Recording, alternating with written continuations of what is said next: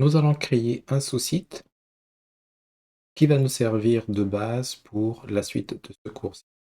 Nous aurons, dans le cadre du cours, l'occasion de revenir sur le processus de création d'un sous-site, mais vu que nous sommes rendus à cette étape, nous allons le faire ensemble. On suppose que vous avez dans votre profil les privilèges nécessaires pour créer un. Si ce n'est pas le cas, il faudra voir avec votre administrateur système. Donc, à partir de votre site de départ, vous allez vous diriger au niveau de l'engrenage qui correspond aux paramètres. Vous allez cliquer dessus et vous diriger vers le contenu du site. Quand le contenu du site s'affiche, on va cliquer sur le menu déroulant lié à nouveau et on va choisir dans la liste. Ce qu'il faudrait faire, c'est donner un titre à votre site. Le titre, voyez-le comme le nom de votre site. Alors ici, il s'agit de SharePoint, une étape à la fois.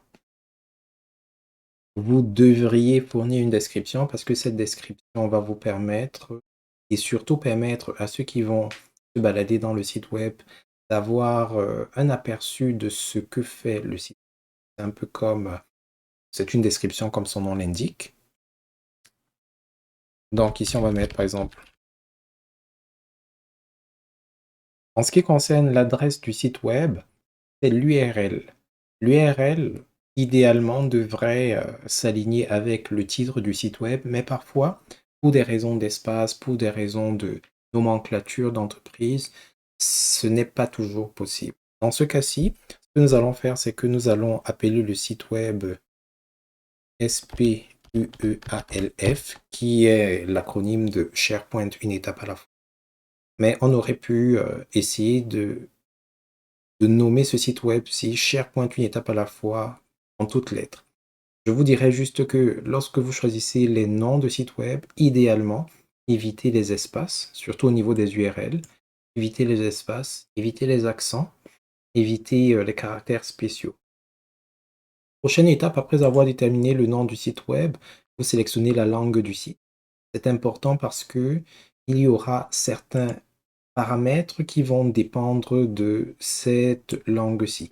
Comme par exemple le format des devises, la manière dont la date s'affiche. Est-ce que c'est le jour avant le mois, puis l'année? Est-ce que c'est l'année qui commence, etc. Et puis d'autres petits paramètres comme cela, le format des heures, etc. Donc, prenez soin de sélectionner la langue qui correspond à votre cas. Quatrième étape, il faut sélectionner le modèle de votre site web. En gros, ce que vous allez choisir ici va déterminer la manière dont votre site web va se présenter. Vous avez vu que par exemple, Asgard se présente comme ceci, Odessa se présente comme cela. Il est vrai que ce sont des sites web qui ont été fortement personnalisés, mais vous avez la possibilité d'avoir accès à des apparences de départ suivant la nature du modèle choisi. Et les options qui sont offertes ici vont dépendre de votre organisation et des paramètres d'inscription ou d'abonnement de votre organisation.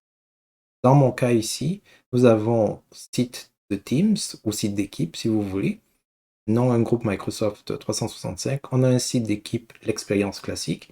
On a un site de projet.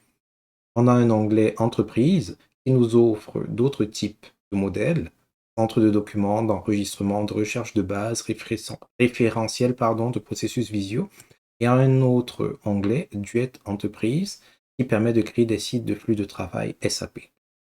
On va rester ici au niveau de l'onglet collaboration, parce que la plupart d'entre vous avez probablement ces paramètres-ci, et on va opter pour le site d'équipe, Teams, non un groupe Microsoft 365. En d'autres termes, on peut créer le site de groupe, mais il ne va pas nécessairement gérer un groupe 365. Dans notre cas, c'est parfait parce que c'est un site de travail, d'expérience. On ne voudrait pas créer ou complexifier l'architecture de notre site web. Dans votre cas, il faudra choisir l'option qui s'y prêtera le mieux.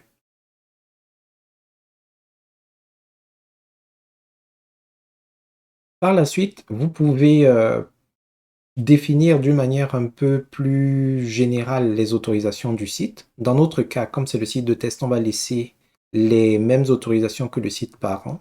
On aura l'occasion de revenir là-dessus pour expliquer plus en détail quelques-unes des options auxquelles vous avez accès. Idem pour la navigation. On va demander est-ce qu'on doit afficher ce site web sur le lancement rapide du site parent. Dans ce cas-ci, on va dire oui, pour que vous puissiez voir comment est-ce que ça marche. Mais habituellement, on aurait laissé ça tel quel. Est-ce qu'il faut afficher ce site dans la barre des liens supérieurs du site parent? On va laisser oui. Héritage de navigation.